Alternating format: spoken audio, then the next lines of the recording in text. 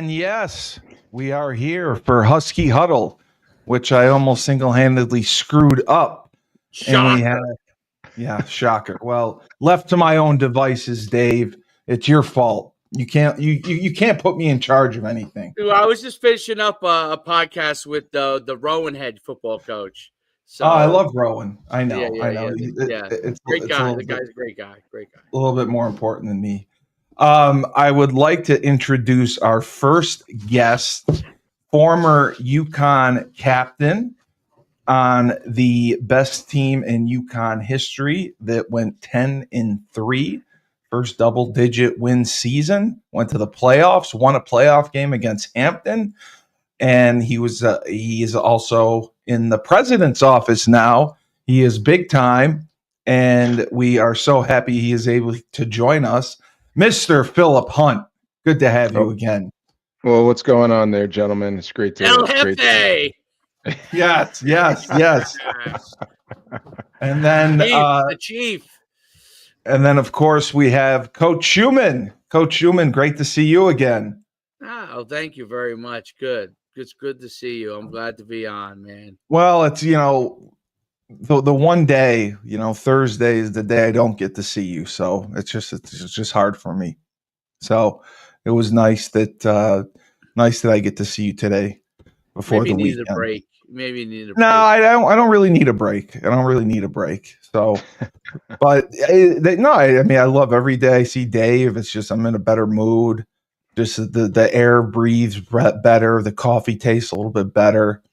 So I appreciate that. You know what I'm a little mad about? That you allowed Kevin Bannister to use the background that I use, because now I have to get a new background. He did that on purpose. Yes, I know he did. I know. He did. He was very proud of himself. I texted him this morning. I said, "Well, you have big deals you got to put together. You can't get on the show, He said he's got bills to pay. He said he's got bills to pay." So, Phil, I wanted to ask you. We had Joe D on Wednesday, and he was going over the financials for UConn, and everything looked really good. Everything looked on the up and up, and unbelievable that so much has gone right and changed and done much better in a year. I couldn't believe the revenue and not getting as much from the state, but still getting some state money. But the profit turned was great. Yeah, I've been meeting with Dave Benedict, our athletic director, and as you can imagine, I take a number of visits over to that side of the campus quite often. Right. And everybody is ecstatic and pleased with the level of success, not only that our football team has had, but that we're seeing across the board with athletics this year.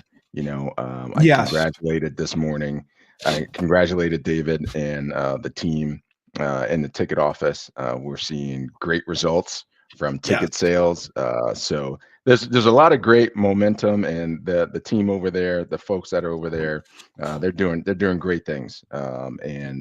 And we're just getting started, right? Well, don't sell yourself short, because you come in 6 months, and I think you make quite a difference in a short amount of time.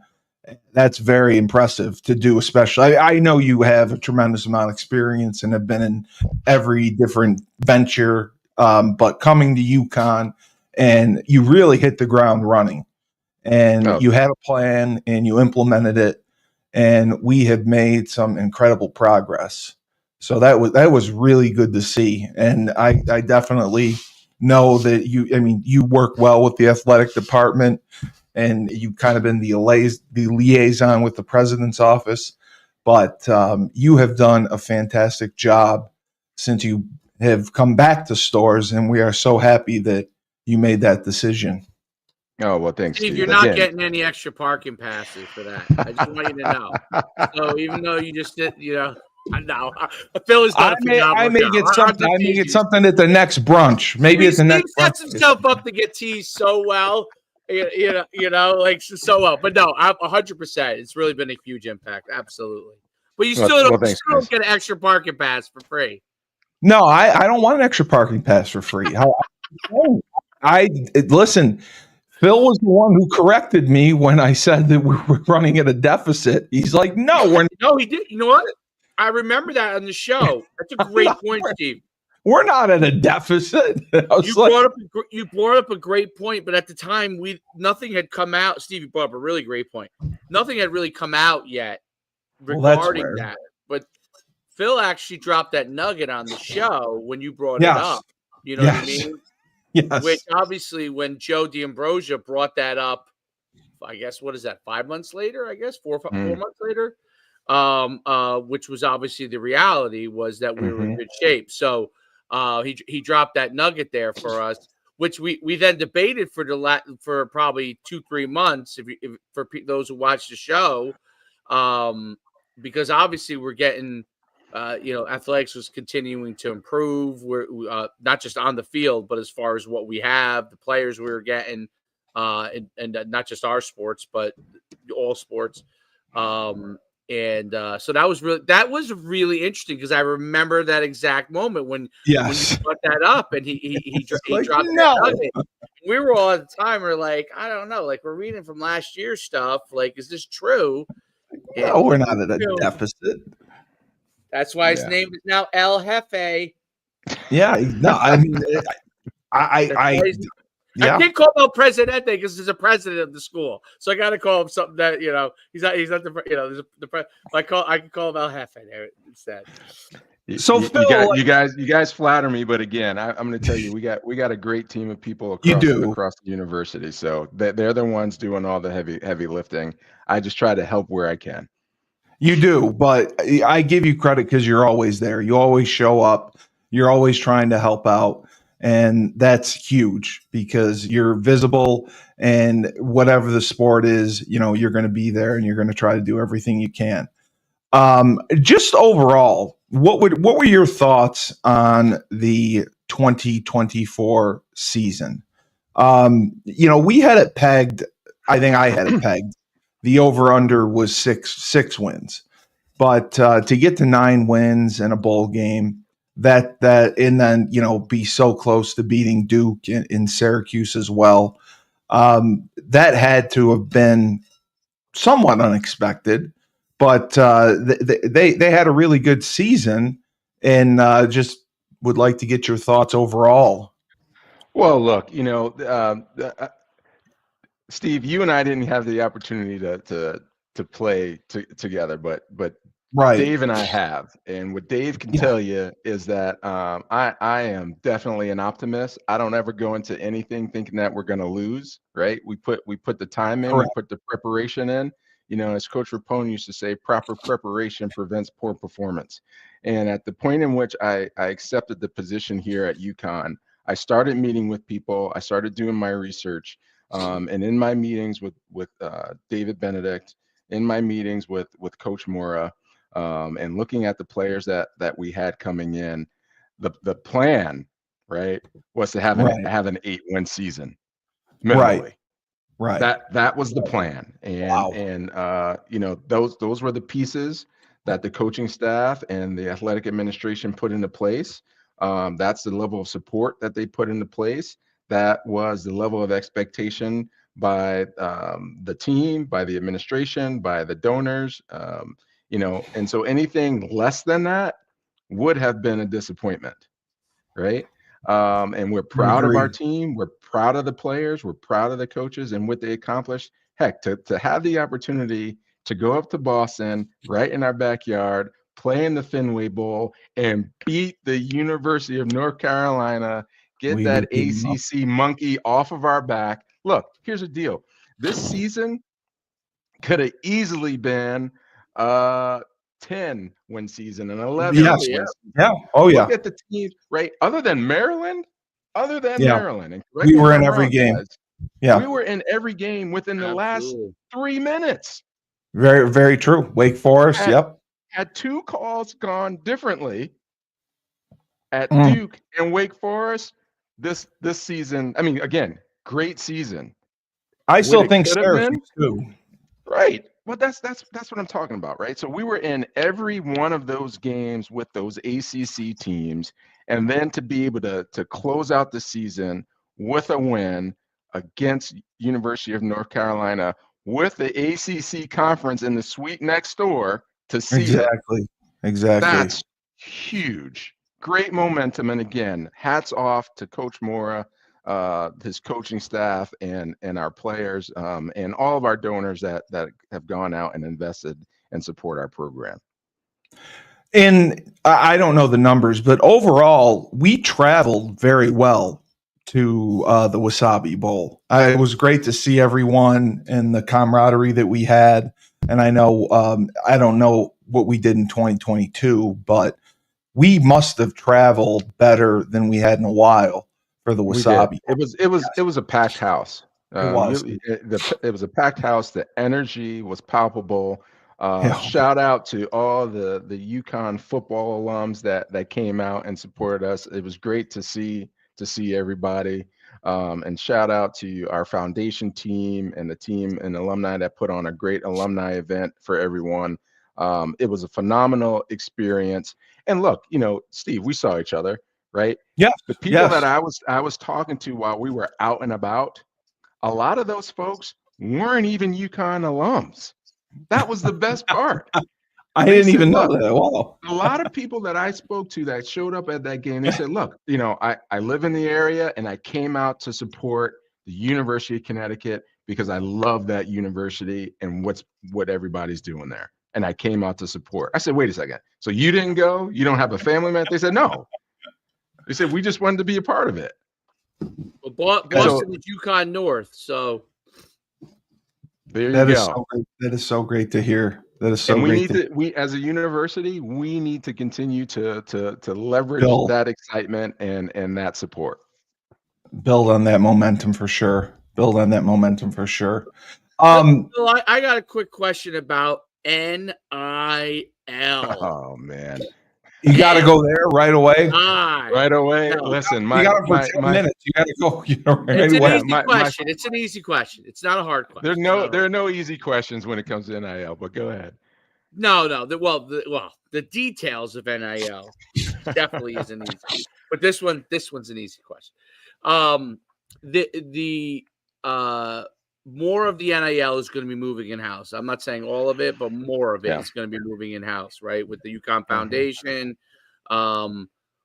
What is the kind of thought process from the university? And I guess part of it is probably because of revenue sharing.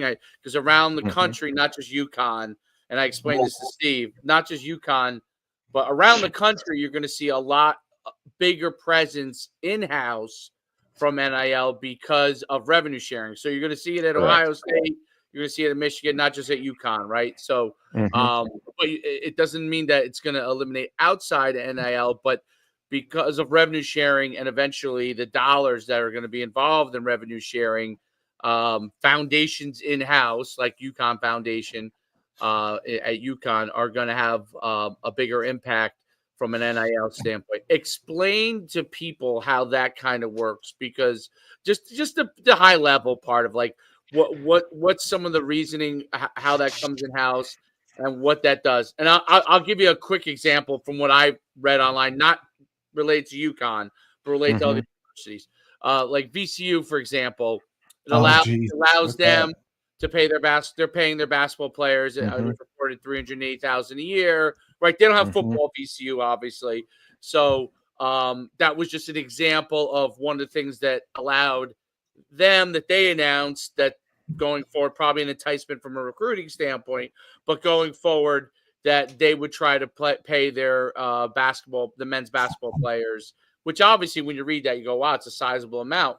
And that's because of rev sharing within their conference, right? Their conference, yeah. Their conference, right? So talk a little bit about that from UConn standpoint.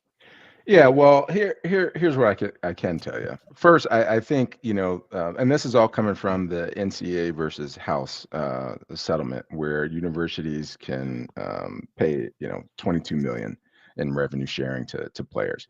I think it's a great thing that it's coming back in-house to the universities. So we have more oversight, we have more control. from a standpoint of being able to make sure that our student athletes aren't being taken advantage of, right? So Correct. I think that's a great opportunity for us, and we can Agreed. leverage that into educational opportunities around economics and finance for our student athletes, and the goal would be to make sure that they're set up for the future for their life after they play at the university. So I'm excited about that opportunity. The details on how we do that at UConn are still being fine tuned, so there's not much I can talk about in that area. But look, David Benedict is all over this. He's formulating a plan with his team, and as that gets established, more information will be coming out from athletics and the ways in which people can still be involved in supporting our programs and our teams. Yeah, that was going to be my last question. I know because Phil has to run. If people still want to donate now, do they just donate through the UConn Foundation? Is that the best way to do so? Yeah, I believe so. I mean, look, reach out to, we have, athletics has its own fundraising arm. It Reach does. out to those folks. They're the professionals. They can best show you how your gift and your donation can and will be utilized. So my advice is to reach out to them because those are our experts in this space, and they'll be able to tell people how to best navigate that. Understood. I think it's really interesting because it creates two worlds. Now I don't know how they have to work together. I don't know. You know those details. I don't know those details. But what I do think is really interesting about it is that it probably creates in the long run an opportunity for more stable. I don't know if salaries is the word, but like Well, they can control payment. it. Because I don't know. How it ends up shaking out, I don't know. But it kind of creates a stable salary cap per se that you have to be able to distribute, to know how you want to distribute it. And then if you need funds, this is just my guess, but if you need outside funds, let's say you have a quarterback that you have to have, right? And you're going to pay him an amount that's over and above, like what maybe Miami did with Carson Beck, for example. Now you have your players on a stable salary amount, whatever they're going to end up calling it, but you also have the ability to reach out to bigger donors from the outside if you want to be able to A little bit more. If there's somebody that coach says, hey, we have an opportunity to get this guy, and we might need a little bit more outside of what we're using from a sharing standpoint. It probably also gives you an opportunity to distribute it to other areas. Well, that's just it. Yeah. Right. The equity, right? Right. So Right. some of the as much as you can be equitable in this new environment, it gives some of that opportunity. And some of that, look, my phone's been blowing up. I got emails coming in about this that there's a lot of stuff that I still need to sift through about the recent changes and how we're planning to roll that out. But again, trust that David Benedict and his team, and our compliance folks have been all over this since day one. So I wish I could tell you more, but at the present time, I cannot. Great answer. Great job, Phil. Great job. They're working it out, man. They are. Between all those sports, I mean, that's got to be a complex process to put together. It is very complex, and what you're going to see here is you're going to see athletics continue in this transition mode, and putting on kind of look into the future here. These athletic departments are going to look more and more like professional. No doubt. That's what sports Dave organizations.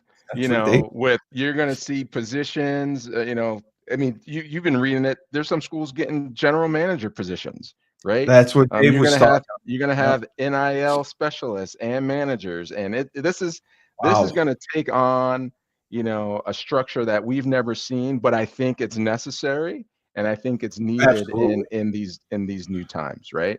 So how do we put the best structure in place to support our programs and our athletes as well as the educational mission of the university, right? To put us on a footing of success as we continue to move forward.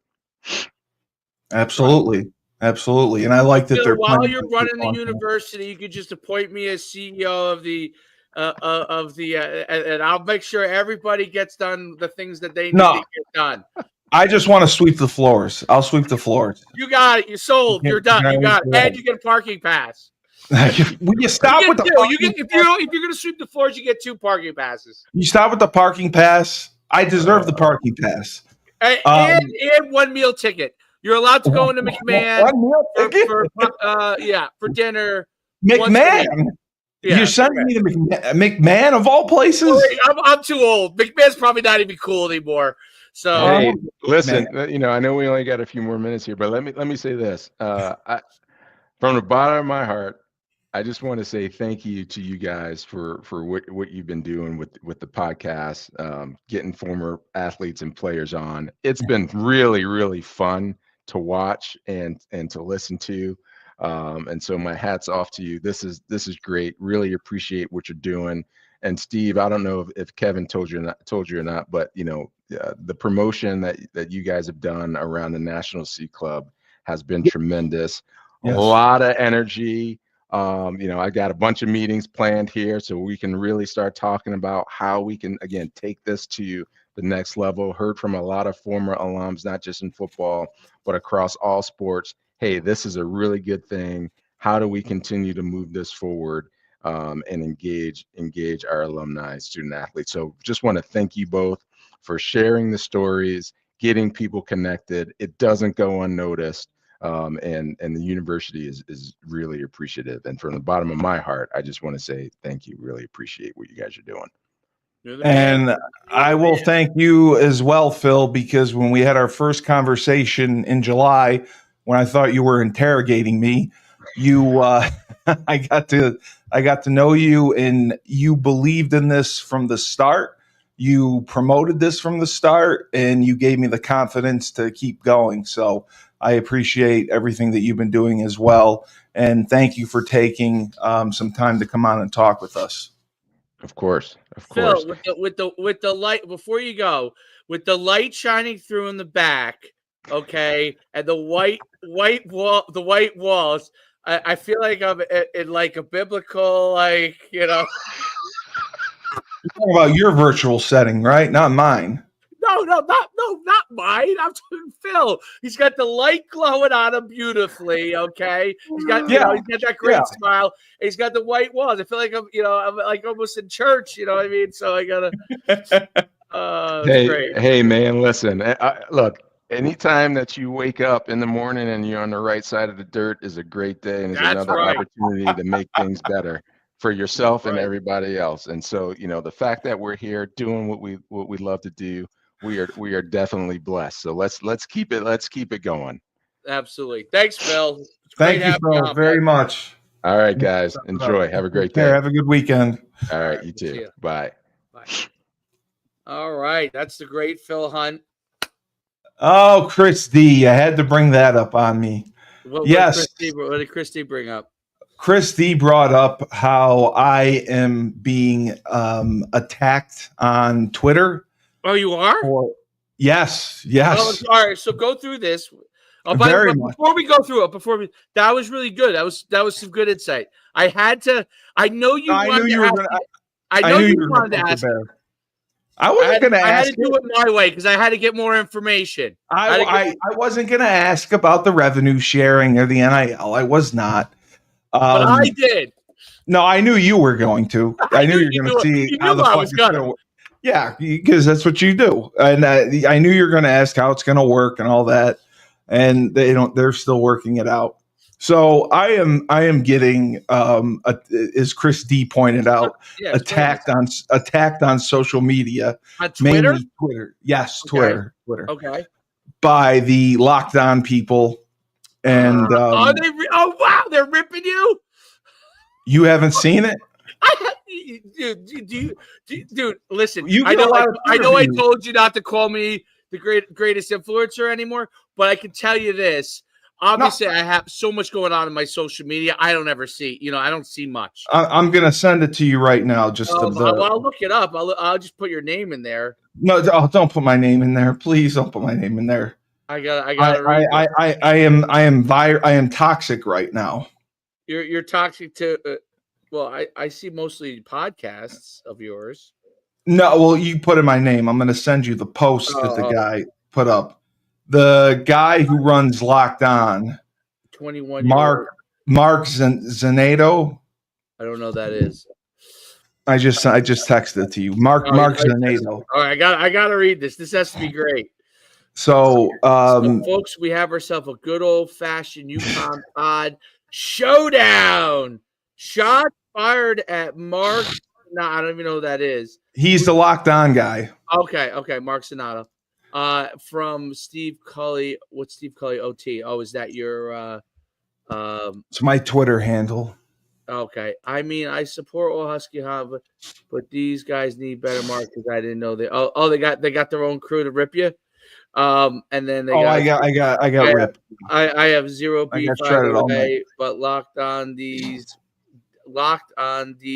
was right there. Who even? Well, I said locked on these balls. Never heard of her. Think of Locked On has in the ramped up cover. Absolutely not laugh at who.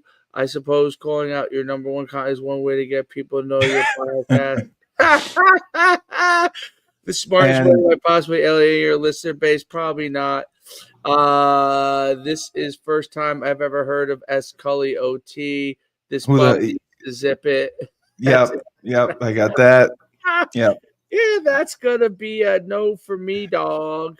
When you claim your podcast is the most informative UConn pod out there, nobody in this sick Twitterverse has ever heard of you. Might be just a little delusional.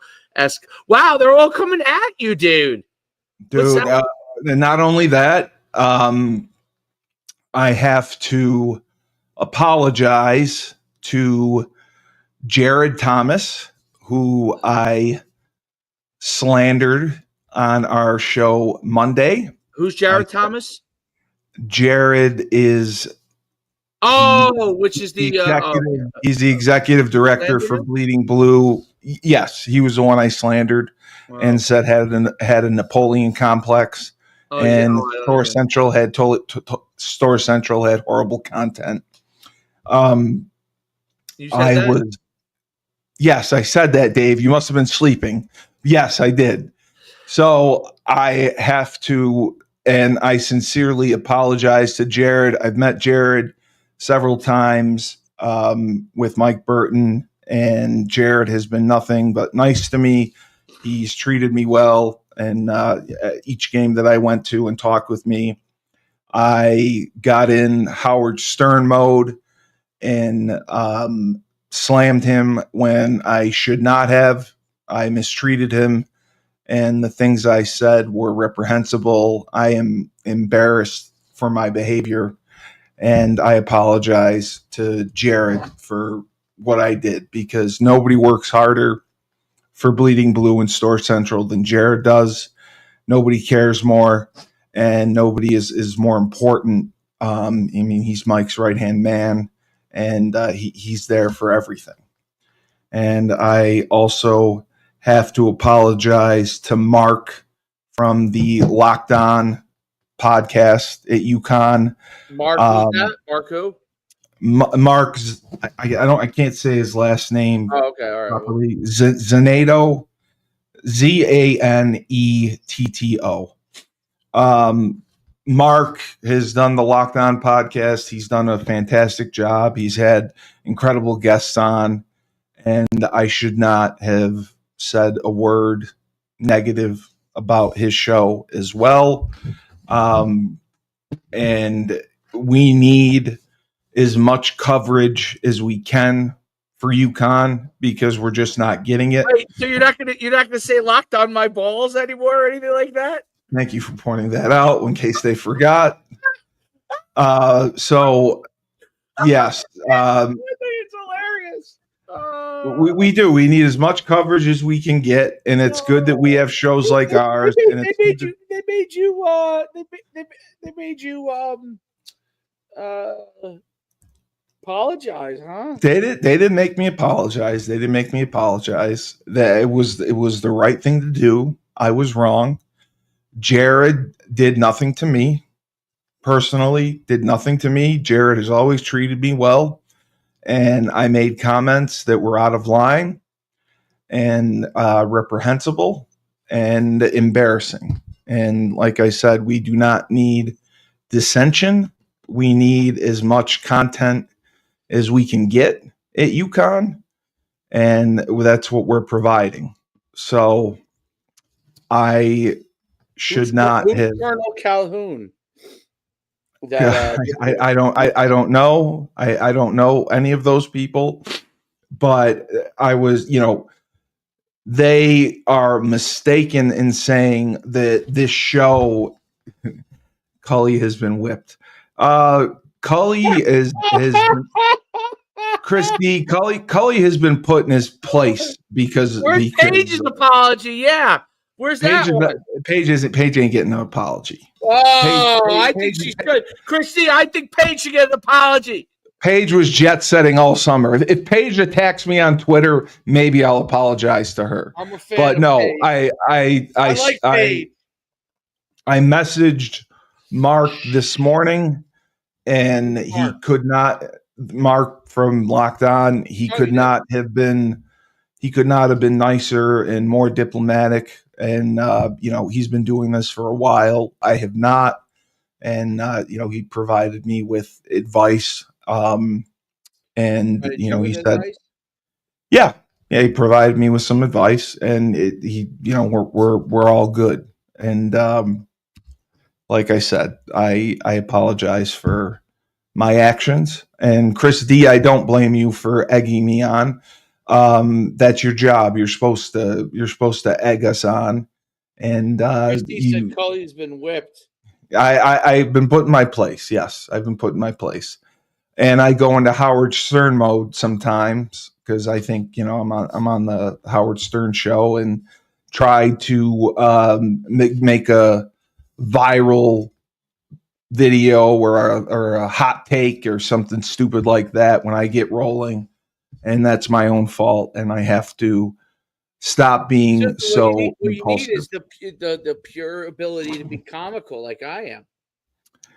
I thought I was comical when I said locked on my balls, but it was obviously say it again. The worst thing I possibly could have said because the name of the podcast is Locked On. And I was ranting, and I made a mistake in the use of language that I had. So yes, I was wrong. I apologize sincerely to Jared. I apologize sincerely to Mark. I apologize sincerely to Pete. Pete Kalin had called me yesterday. Pete Kalin, what'd you say about Pete? Said something about Pete? I didn't. Pete is on the Locked On podcast, and Pete, I don't have calls over Facebook Messenger. I don't have the ability. Well, I don't have it set so I can take calls over Messenger. So I did not know that you called. Again, what people are doing, Steve. They're diving. They're diving into the podcasts, and this is what's going on. So I guess the tribute is you must have some level of popularity because they're diving. Popularity. I was getting slammed. There's nobody saying go Steve. Great job, Steve. I think someone said great job, Steve. Hold on. Nobody said that. Let me see. Hold on. Everyone said I was an asshole for going after their top competition. Let me see. Hold on. Let me see. Graham Chamberlain said, I have zero beef either way, but Locked On D's was right there. Well, I think he's saying that Locked On is better than us. My point is, Mark had said that, and several people had said they've never heard of us. And my response is, we have Dave has a YouTube channel with 1.2 million subscribers. Dave averages 70 million views per month. Okay. Just because we're not on Spotify or iTunes or the audio platforms does not mean this podcast is not in existence. And that's kind of what irritated me. Locked On podcast, Locked On UConn. They must have heard you to have those clips cut and ready. Yes, there were clips that were made. This Christie's great. This smells like a political smear campaign. I think it is. Listen, I deserve it. For what I said, I think there's underpinnings of the world trying to take down Steve Cully. Christy, this is what's going on here. They're trying to take down Steve Cully. I agree that people were trying to Steve Cully. No. But no, I was out of line. I got carried away. I get Maria on. I can't wait to talk to Maria. I actually got to find out what. No, please don't tell Maria about this. Well, everyone knows there was like 15,000 views for the guy's post. Was it really? Yeah. Christy said Paige is behind it. No, Paige wouldn't know me from a hole in the wall. No, it had nothing to do with Paige. It had to do with me. I should never have disparaged Stores Central. So that must have been that the one they showed was when we had. But they made Julius was on, but they recently. Yes, it was Monday. They made clips of it. They cut it up of my comment. I haven't even clipped it yet. I haven't even clipped that podcast yet. Well, they clipped it. They cut my comments and posted it on Twitter. Well, someone must be watching it. Yeah, and just basically said that we were jokes. Not really famous. I would say more infamous, not famous. I would say more hated than revered. And I didn't know about it until Mike called me, and Mike just that I was wrong. I had no business attacking Jared. Jared is his executive director. Why would you go after him? And I said that I just got out of control and made remarks that I never should have. And he thought it was funny. He didn't think it was. He just wanted me to apologize to Jared. Jared sent me a text message. He was very, very angry, as he should have been. And I apologized and said I was wrong and said I would publicly apologize. And Mike thought that was a good idea. And I've been doing it on all the shows. You just said someone from UConn thought Jared was a douche. Anything that I said was wrong. Okay, Jared is not a douche. This is like a come to Jesus moment for you, Steve.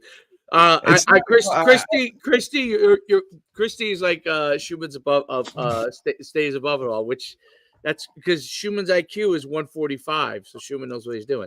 But Chris D, I was gossiping. And my IQ was probably higher than that until I played football, my guess. But which I should not have been. I should not have been gossiping and saying what I may or may not have heard, because Jared is a great guy and he's always treated me well, and I should not have attacked him the way he did. You went over the top. I was overzealous. I went way over the top. I was way over the top. Yeah. Spilling the tea. More like pouring the tea off on the top of my head.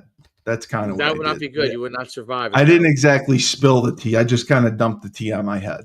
So by doing that, I angered a lot of people. So it was all over. It was posted on the. Was this yesterday? No, it came out Tuesday or Wednesday. It was on the Boneyard.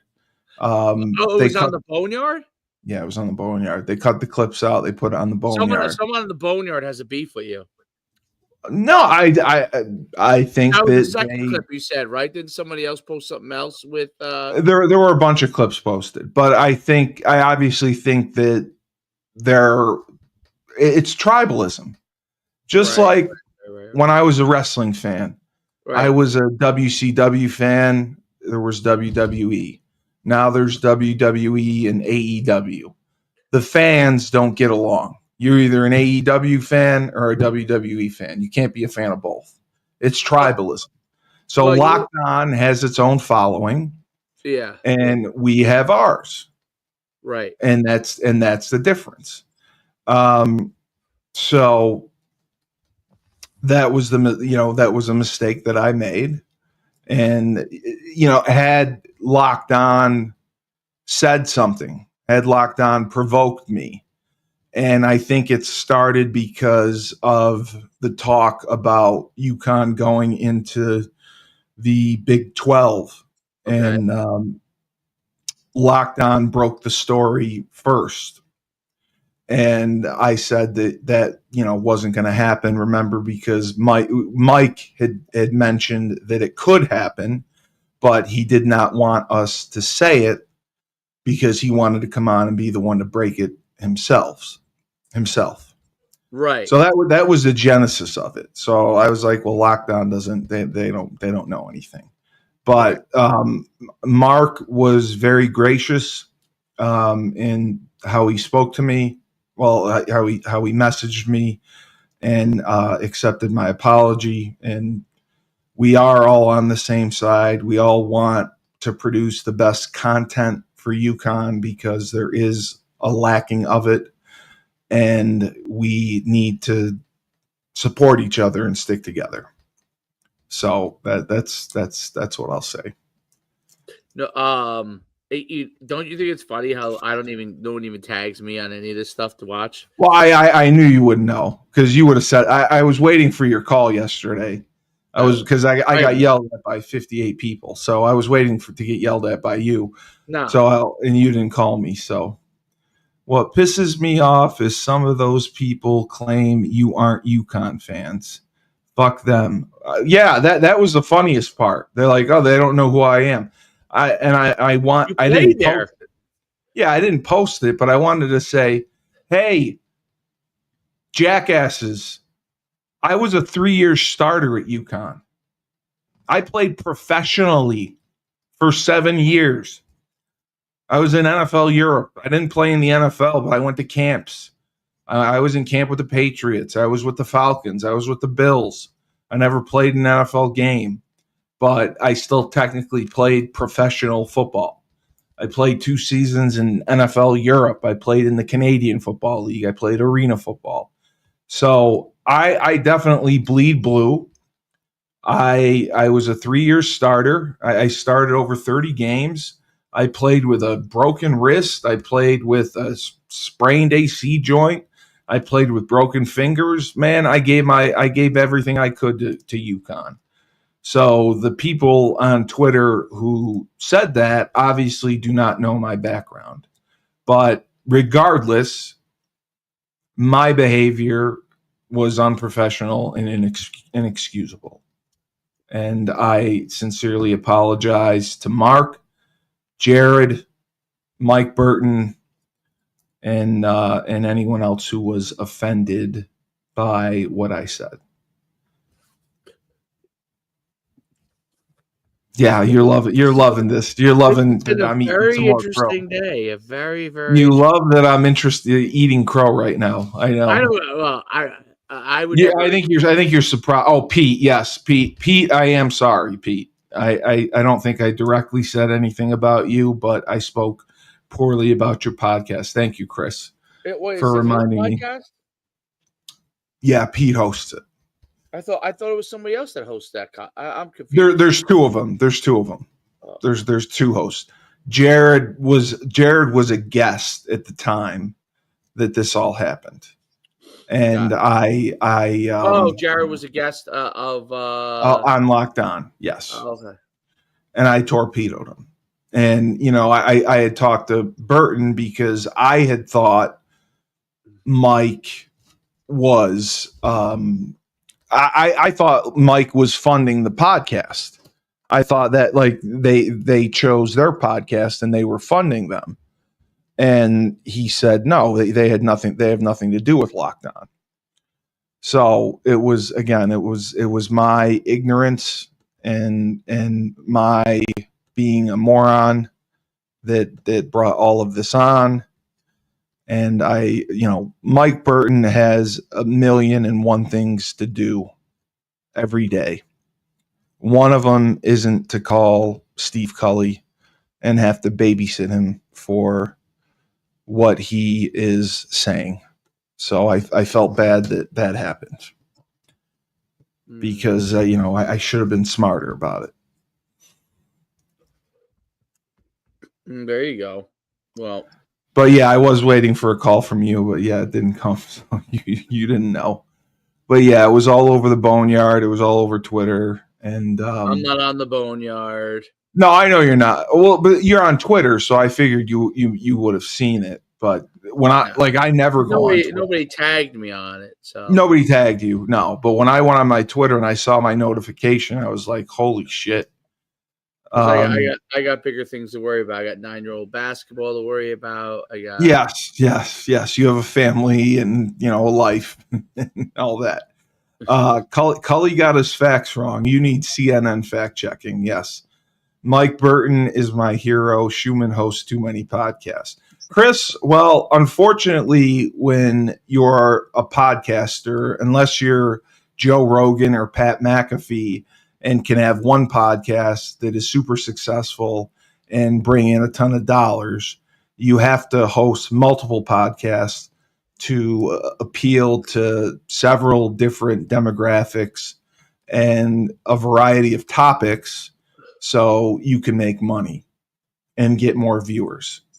And that's why Dave hosts the number of podcasts that he does, because his viewership is huge and he is paid by YouTube because of the viewership that he gets and the shorts that he produces. So that's it's not like he wants to host 10 million podcasts. I'm sure he'd love to be a Pat McAfee and host a podcast a day, or Rogan, who does one a week or whatever. I actually like doing. I enjoy doing the different. I mean, I don't know if I do too. Like, the different topics. Yeah, my prospect podcast. Like, I talk with college coaches. I talk with high school coaches. We talk with players. We have different groups on there. It's really awesome. The breadth of like I said, we had the Rowan coach on today. Yeah. That's a totally different podcast. Exactly. Just like Husky Talk that you do.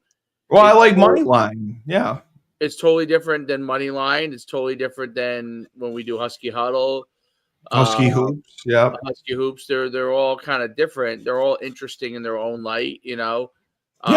I mean, listen, no podcast gets more hate than the Rebel Republic. Come on now. Oh, well, the Rebel Republic is in a. Although not on my channel. By the way, on my channel.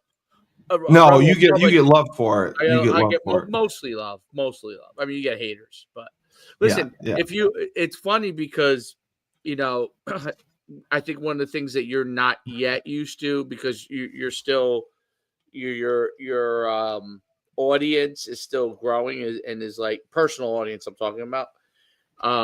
Like all those, like I post a lot of shorts. If you saw the comments of that I get when I'm like talking, like some things that'll go viral, people say the craziest things to me. Yeah, but the shorts that you post aren't from you talking. I mean, it's talk on some of them. But you talk over like a video of like a but personal hate. People come on, really, and they oh my god, dude. Oh, I don't know why they would do that. Nobody gets more personal hate than you. You can't touch the personal hate that. See, I am very immune to a lot of it from all the years of running events. And, of course. you No, know, I get that. yeah, you get kind of immune to it. Actually, sometimes I find it comical. Like I actually reading that thread was comical. That was I knew comical. it would be. That's why I wanted to send it to you. That's why I wanted to send it to you. But this, you know, it's it's a little extreme, but it's not the like I don't even know half the time. I don't even know half the time the people you're talking about, which is the funny part. No, I don't. Listen, I deserved it. I was offended that they don't think we do anything with our podcast. I was like, I got criticized for saying we have the best sports podcast for UConn, the best coverage for UConn. And I firmly believe that. I firmly believe for UConn football, Dave and I do the best job at predicting games, analyzing games, breaking them down, knowing schematically, offensively, defensively, what teams are doing, what we're doing. And I do think we are the best. And we both played. And having that experience is invaluable. Husky hoops, Dave and I are not experts, but we were smart enough to get experts. We have the best of the best, Joe D, who covered them for 26 years. We have Maria Conlon, the best of the best, 3 national championships, head coach. So when we don't know, we go to the experts who do. Keep in mind that some of these people argue Paige was better than Caitlin Clark for 3 years. Really? Well, what he's saying is when you get like the Boneyard or you get you don't even know who these people are. Their names other than the fact they're burners. I know that. They're burners who are behind an account, you know, that are pro this or pro that. And that's what's gonna happen, you know. I mean, I thank you, Christy. I think that's you're not gonna get you might get these guys that come on for guest spots, but you're not gonna get like a everyday person like Joe D or Maria Conlon to come on one of these to be a full-time person on one of these shows. No, but they get, but they will be on this. And what part of it is that there's like the university has granted Locked On and maybe some of these other podcasts, they've granted them access to the players, correct? Right, and they haven't, or not that we've even pursued it really, but they haven't granted us access to it. And not that we've really hard pursued it, but they have a deal with them on that standpoint.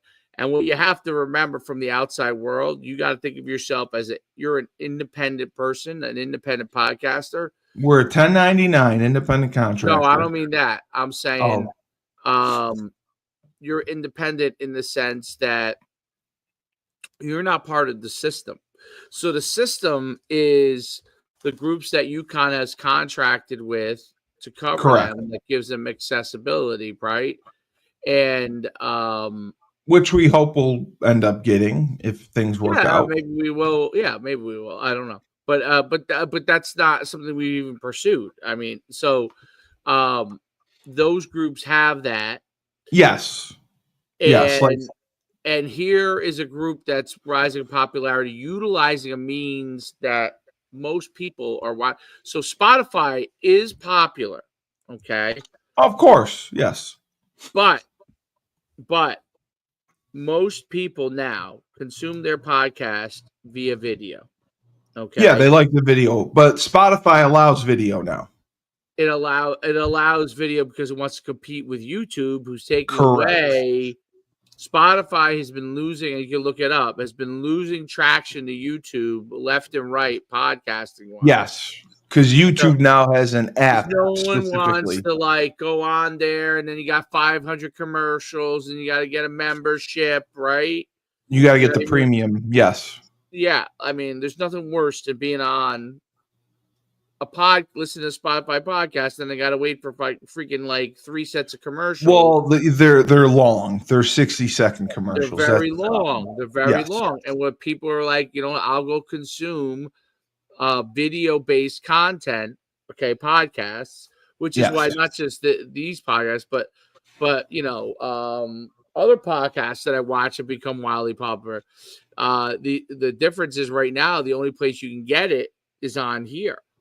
And so what it does is it creates an opportunity for like, what is someone going to clip? Like, going to listen to Spotify and clip up a podcast? One's you're not gonna make money off of Spotify based on listenership unless it's like way over the top. The ability to make money on Spotify.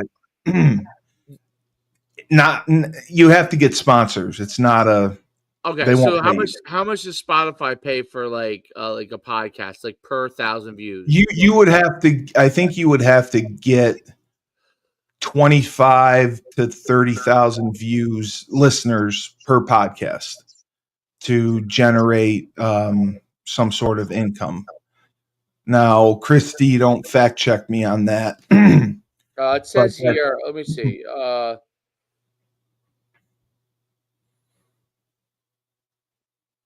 It says a mid-sized podcast can make. I don't know what I'm just curious what the per 1,000 views amount is. Because I know that the majority. Okay. So it pays between 0.003 and 0.005 per stream per artist. So what is that? So let me see, 0.003. So calculator. What is that? 33 cents? No. 1,000 times 0.003. So for 1,000 views, you would get $3. So it's $3 per 1,000 views, between $3 and $5 per 1,000 views. Whereas YouTube on long form, okay, so per 1,000 views pays, depending on how what the topic is. Like if we were doing a finance show, you might get close to $20 per 1,000. You're doing like show sports and stuff like that, you're probably at $10, $11, or $12 per 1,000. They base it on the topic? Well, yeah, because advertisers are willing to pay more for like money-making shows. You know what I'm saying? Correct. Yes. Sport. So, you would get paid. Let's say your podcast got wildly popular, 4 to potentially 5 times, maybe 6 times as much on YouTube as you would you do on Spotify. At Spotify, which is a significant amount, because there's no shorts on Spotify, so you can't go and cut up your audio. You can, but you'd have to post it on social media or whatever. You couldn't post it on Spotify. Maybe I'll run an experiment. I stay away from. Listen, I have 3 podcasts that I stopped posting, like my prospect podcast. I don't even post on Spotify anymore. It's just it's a pain to do. It takes so long to upload, and it really is a pain. Right. And I if you go look up the prospect podcast, I have hundreds of episodes on Spotify. If you look up Legendary Leadership, which at one time was top 5 business podcast on Spotify, and I made a little bit of money from it, not much, which was why I was like, fuck this shit. So I did this Legendary Leadership podcast, which I have hundreds of episodes. And then for a while I did, what was that? There's another one I did. I can't remember, but I've done since 2000, probably 12 or 13, probably thousands of podcast episodes that have been on Spotify.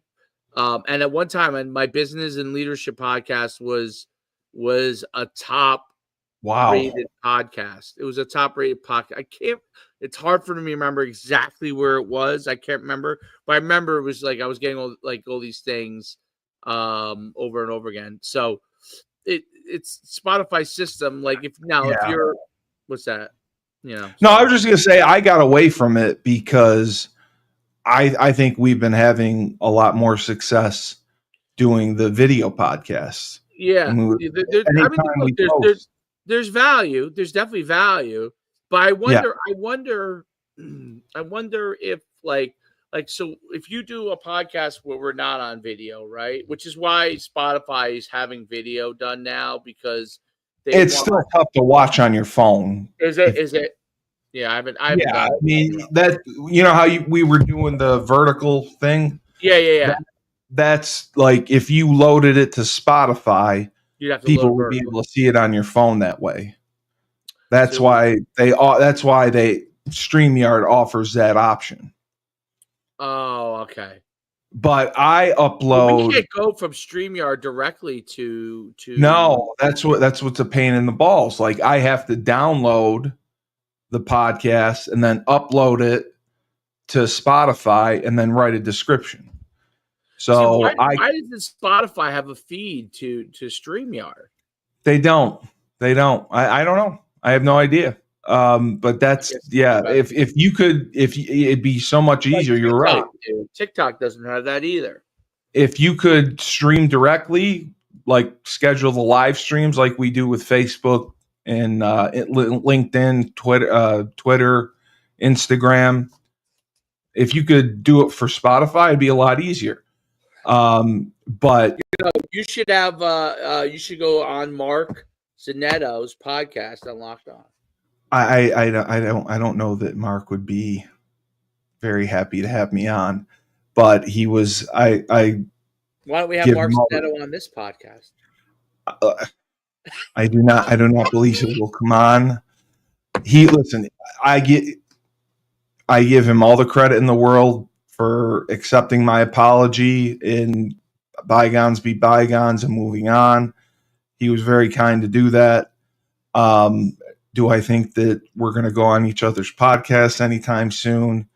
No. I think that I have to behave myself for a little while before he would consider doing so. And Jared as well. I should not have spoken bad about him. I should not have spoken bad about Pete. And I went into pure Howard Stern mode and just started doing Skip Bayless and Stephen A. Smith hot takes, which was wrong.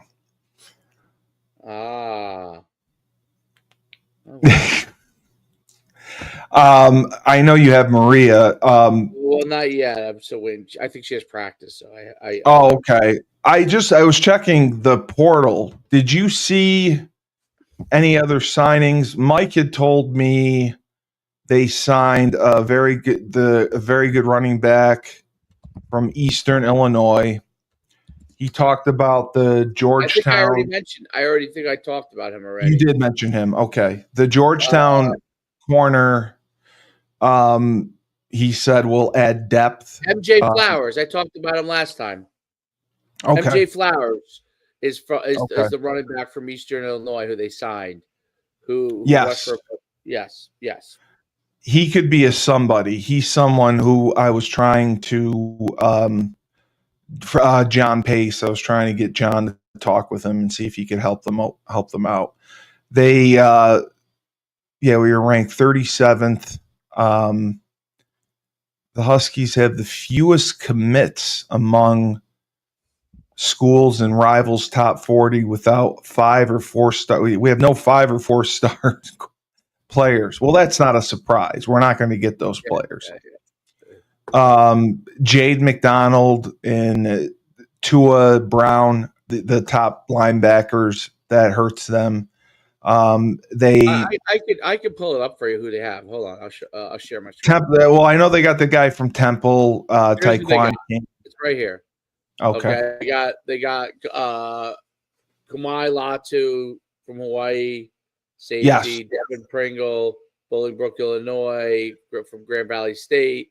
These are DBs. Sammy Anderson Jr. from Dayton, Ohio, played Austin P. Kaluga Peavy Jr. from Staten Island, played for Georgetown. They went a lot of FCS, to get their Defensive lineman Trent Jones from Iowa State. He Right. was a walk-on at Iowa State, I guess. Nebraska redshirt freshman, visit Carroll Jackson. Ben Smiley from Virginia, who was a starter, but then he wasn't a starter anymore. Linebacker Terry Kirksey Jr. from Kansas State, and then MJ Flower. I can't believe Sheffield is leaving. That was shocking. TJ Sheffield declared for the draft because he was a junior. And they're saying that he's doing it because Skylar Bell withdrawal from the portal. Because he wasn't happy with his production. The Auburn Tiger, Caleb Burton III, and the guy from Arizona, Romello Murphy, could be very good a receiver. And they're smaller slot guys, which is what we need. And then Mike also said the tight end from NC State is the real deal. Right. He is going to be he's going to be a force. So Mr. Hansen and my man the German will be in for a battle. So, well, they paid that kid from NC State a boatload of money. Yes, they did. Yes. But they were very. Sorry, go ahead. He did not play a lot at NC State. No, he did not.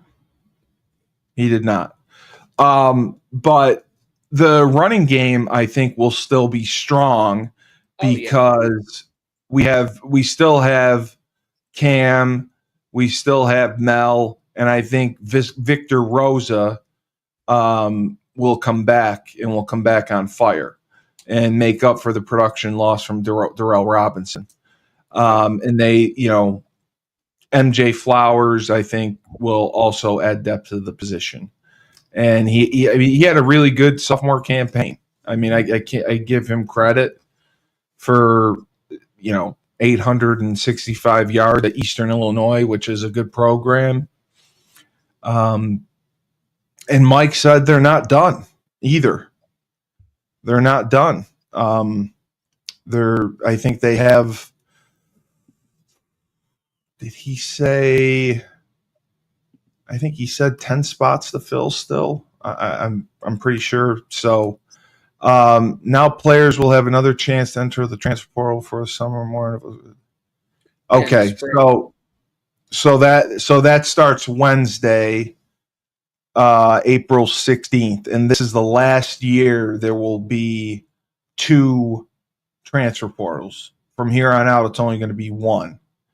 And it's going to be right after the season, right? You said that it's going to be 10 days right after the season. It's spring ball. It's after spring ball.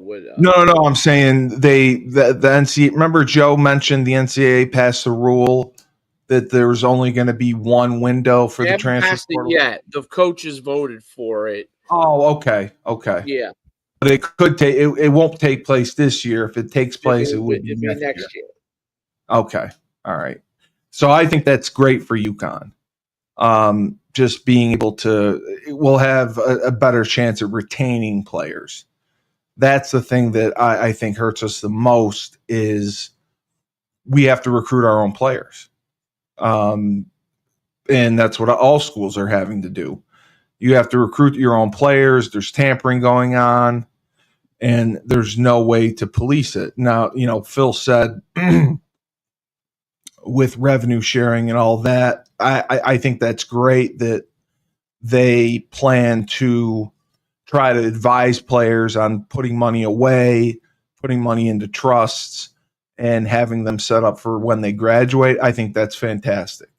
And I think it's fantastic if they're able to control salaries. I think the NCAA should do that with everyone because, I mean, if you just look at this year, $20 million for Texas, think 5 years down the road. What's that number going to be? You're going to have television revenue, and you're going to have NIL money. I mean, you're going to talk about teams having like almost NFL salary cap money to spend. Not that much, but I mean, you're talking $50-60 million, Dave. 22 million, he said. Well, in television, yes, but the NIL money combined with the television revenue. That's what I'm saying. Well, we have 20 million in NIL money. No. We had probably 1.5 million in NIL money this past year. We hope to get maybe 3 million in NIL money. The issue is we don't have television revenue money that the other conferences have. Now Right. they cap that at $22 million. The only conferences that pay $22 million per school, the Big Ten and the SEC. The ACC and the Big 12 don't have that kind of money. They may get 10 million. I'm not sure. But that's what's going to hurt us in the long run if we don't get into a conference not having the television revenue to go with the NIL money. That's why I'm saying if you predict 5 years down the road, if Texas is able to raise $20 million in 2025, in 2030, what are they going to raise in NIL money? $50 million? And then they're going to have $22 million on top of that in television revenue to spend. So you're talking $77 million, $80 million they're going to have to pay players? No? They're going to have a good amount of money. That's what I'm saying. It's almost like an NFL team. And that's what Phil said. NFL team. Phil said that the structure of the program is going to be like an NFL team. I'm trying to get my 2 years back of eligibility. You're trying to get your 2 years back. Dude, there's people suing. There's people suing for NIL back pay because they back paid to 2016. There's people from 2012 suing because they believe they would have earned NIL money had the opportunity been there. I'm sure they would have, right? And Congress all along has said they've sided with the players. So I don't know what's going to happen. All I know is, again, I think we're in a great position offensively if we develop Nick Evers, if the quarterback from Virginia plays well. The plan right now is not to take a quarterback in the transfer portal. So we have who we have. Maybe one of the freshmen we brought in steps up. We have a great running game. We have a great offensive line. We got Skylar Bell. And, we got the transfers who I think could fit in well in the slot. We have 3 good tight ends. And then defensively, they brought in the good defensive pass rusher from Temple, some good defensive linemen. The linebackers are going to be the key. They lost their top corner, that Malik Dixon, or he was a safety. So those are the spots of concern. Now, the other question was we have to check the schedule because Joe D said that UMass was replaced by BC. I don't know if that was true. I know that we were short games. So I had just wanted to know if they added BC to the schedule. Because I think we only had 10 games. And maybe they added BC, but I'm checking right now to see, because we start off Central Connecticut State, thank God we're not playing in Maryland, and then we got Syracuse, Rice, UAB, Duke. They don't have BC on here, so I don't know if we really did replace them or not, but I think that would be a mistake because UMass is a home game. We have 1, 2, 3, 4, 5, 6.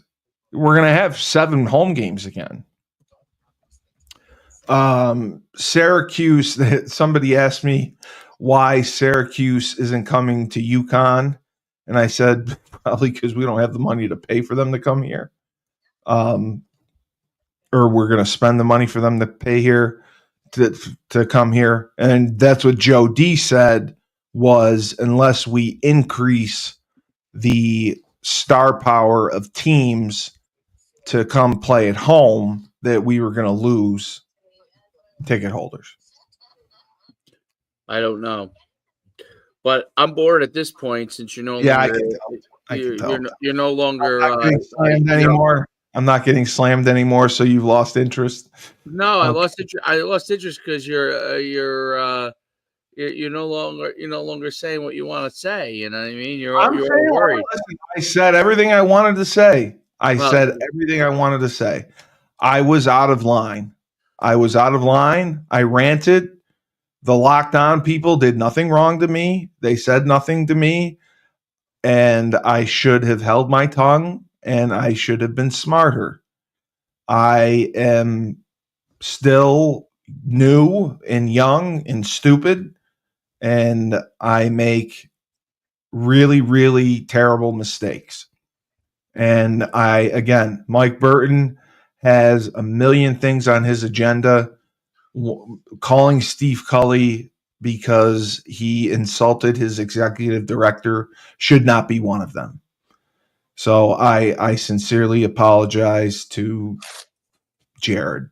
I sincerely apologize to Mike.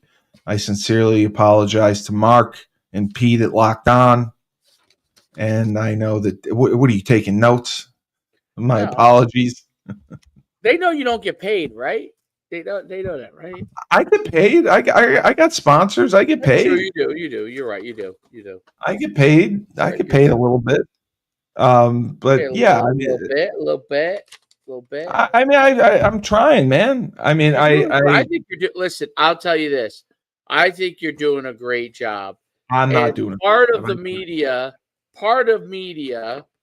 is not everyone's going to like you. Yeah, exactly. And you can't, you can't allow other people telling you what to do and say to be part of what you're doing. Otherwise, you're just a shill for other people. That's my opinion. I agree. Now, you're a little over the top here and there, but you know what? I find it incredibly entertaining. I know. Well, that's the point. You have to be entertaining, or no one's gonna fucking watch. And I just, Mike Burton was a big brother to me when I was there. Mike Burton invited me to games. I'm going to have to give some people a call here.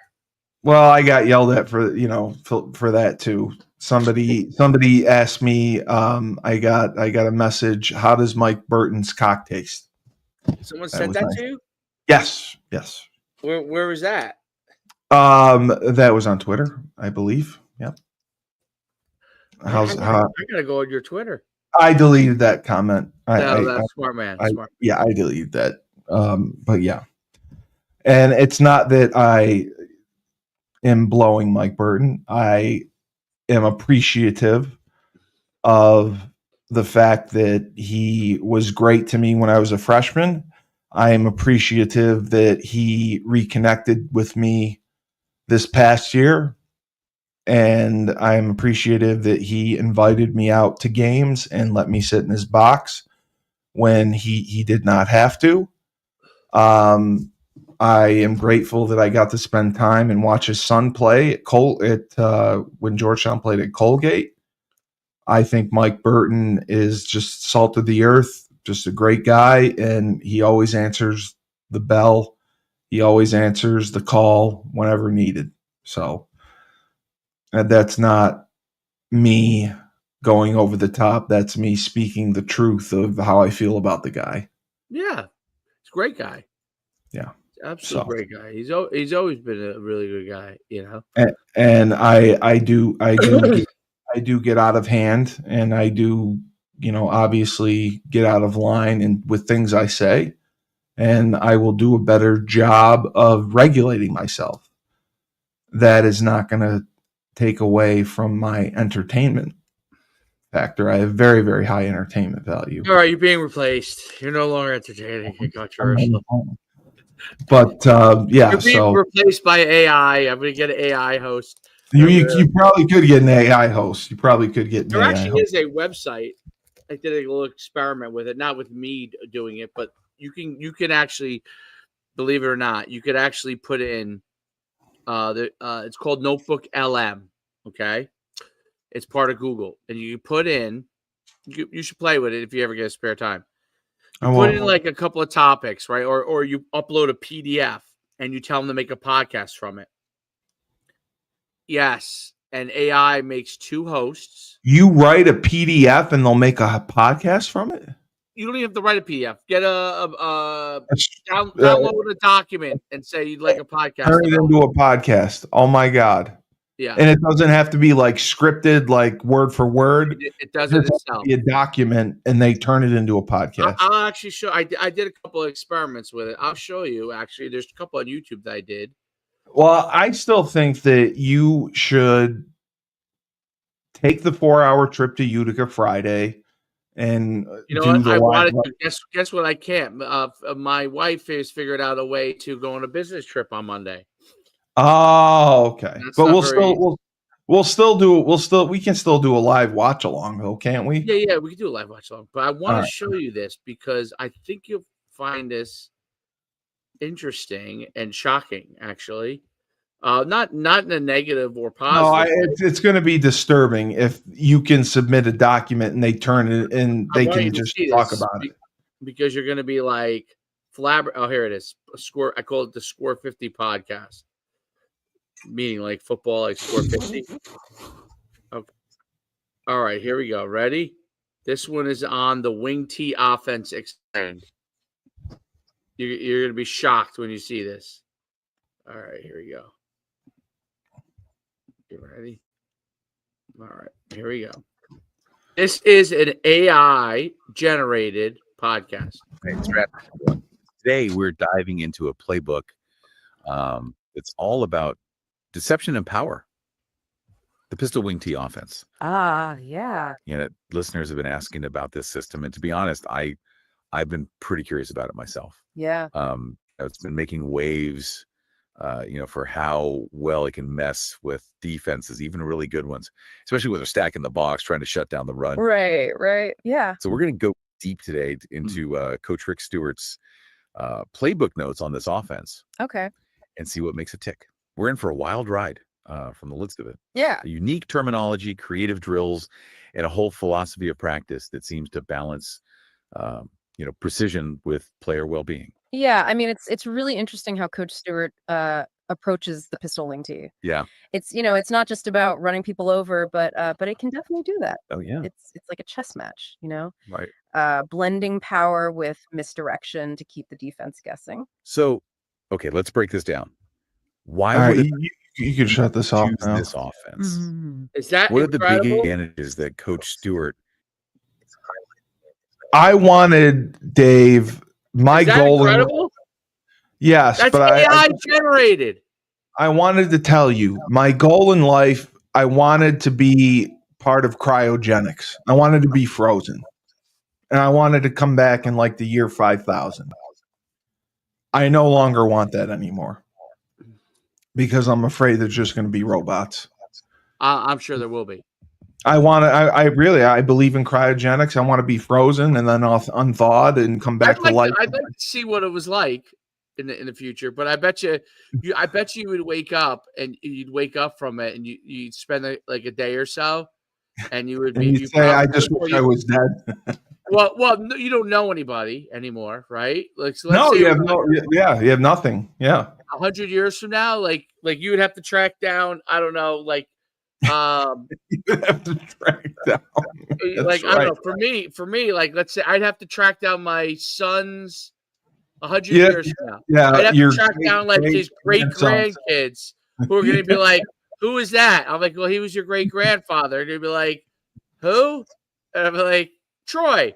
They'd be like, well, it's not going to be 100 years. It's probably going to be 1,000. But 1,000 years ago, they definitely won't know that. You know? I have to look into that. I have to see how cryogenics plans to set you up after they unthaw you.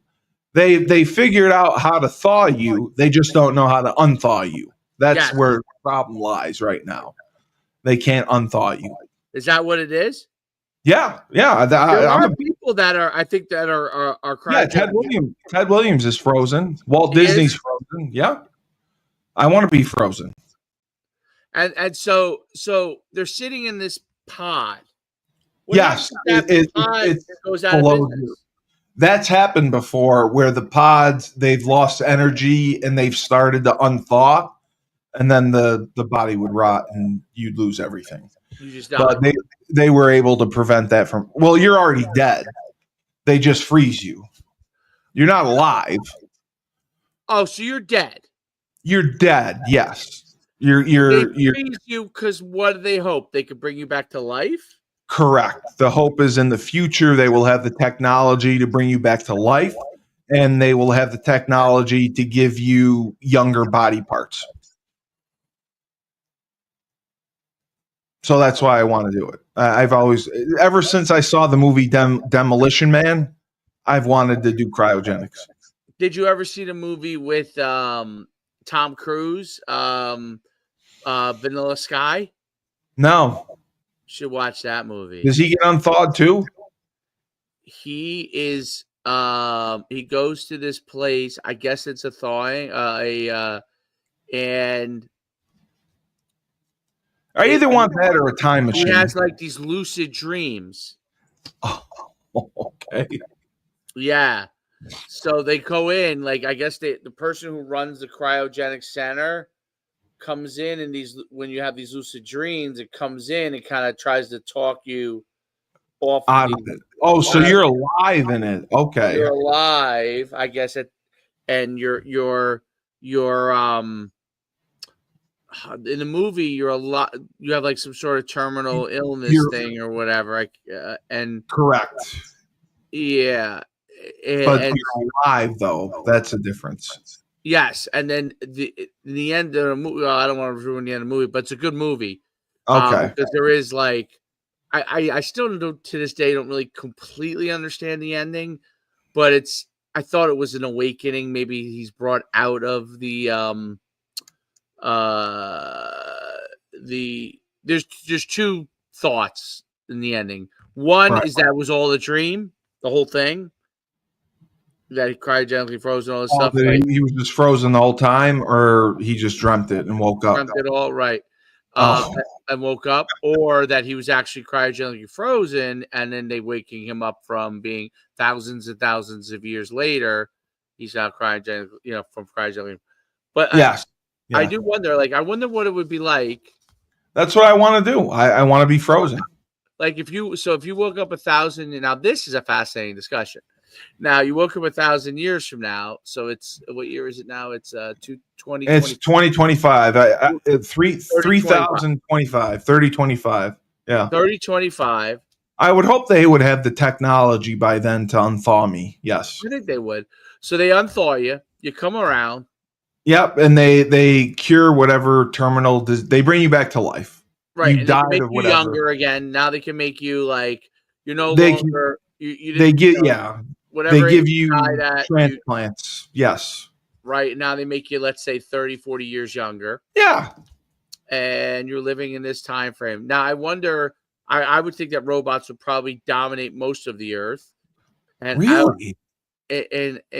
Or I don't want to live with robots though. Well, how would you know if the robot's not a person? No, that's true. I guess I wouldn't. If they can make the technology so good, now you're walking around with your 40-year-old body again, and some blonde robot that looks like, she goes, "Hey, Steve, looking great today."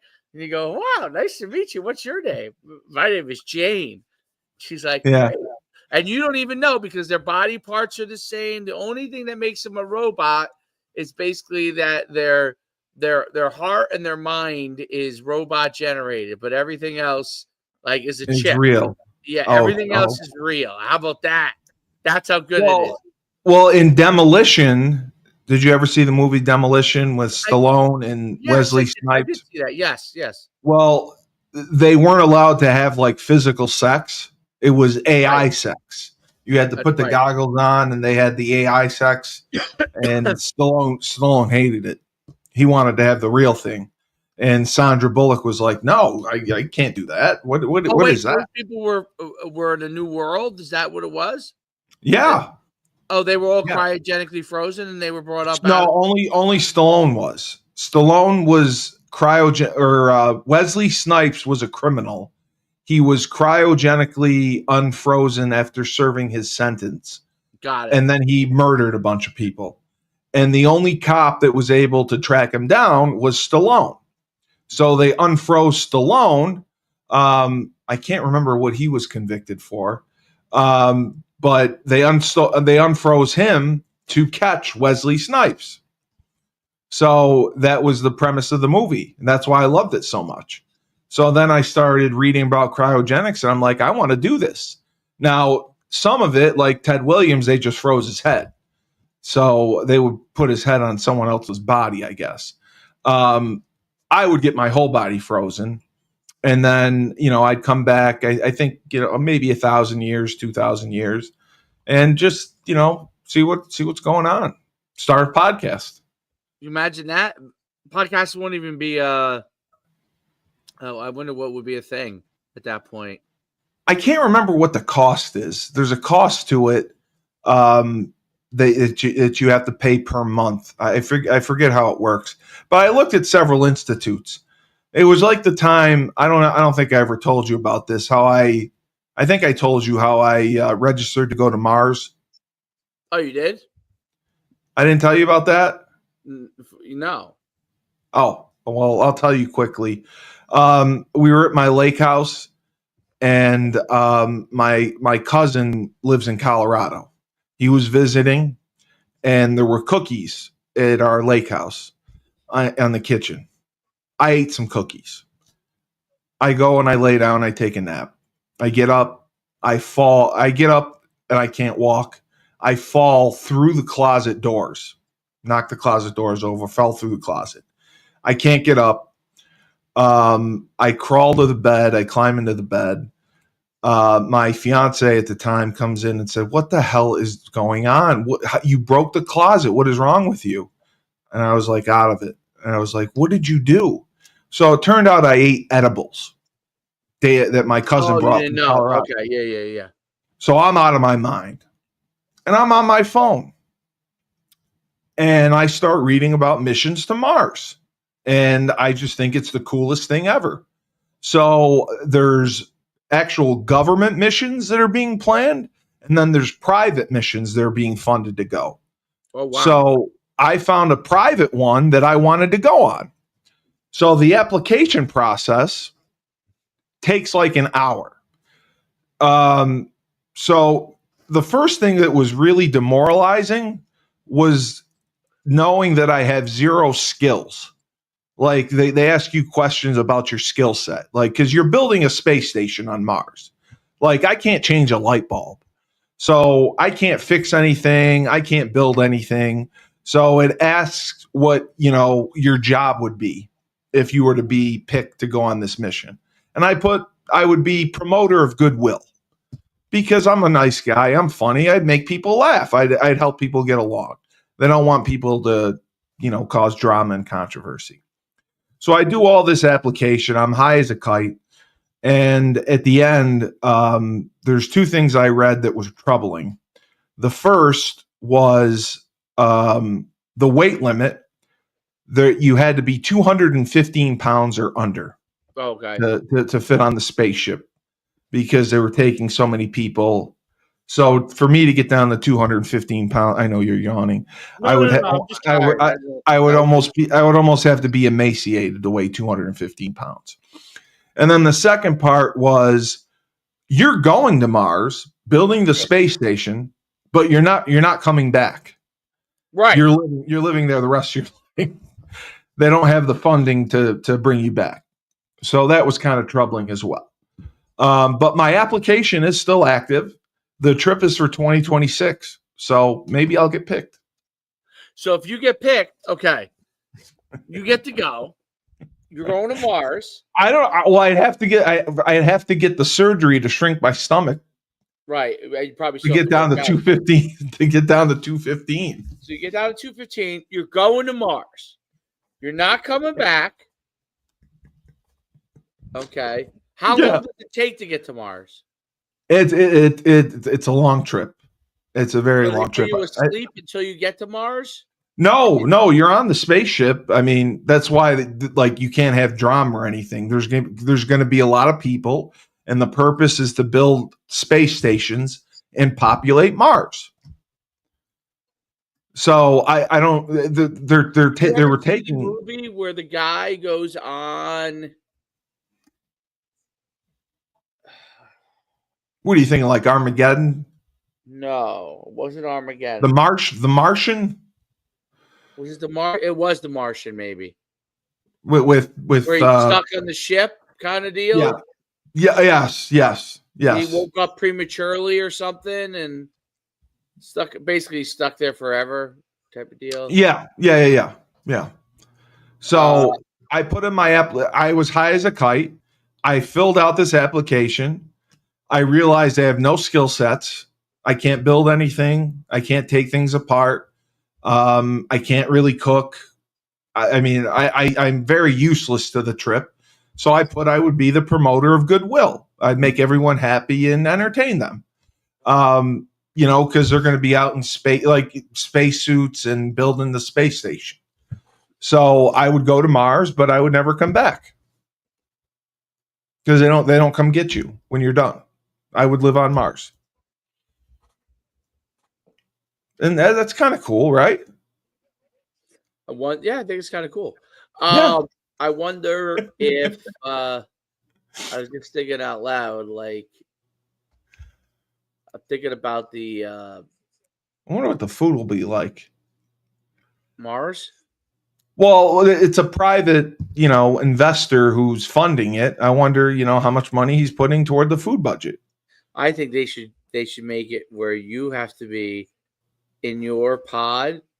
You should have Jared Thomas and Jared next Donato as your We're all roommate. going to Mars. That's great. That's what you want. We're all going to Mars That's together. what you want. We're all going to Mars and we're not coming back. You guys can argue UConn football for hours and hours and lifetimes, and you can but you wouldn't be able to know exactly what's going on down there. But you could argue all the solutions. Yes, we'll have all the answers. Yeah.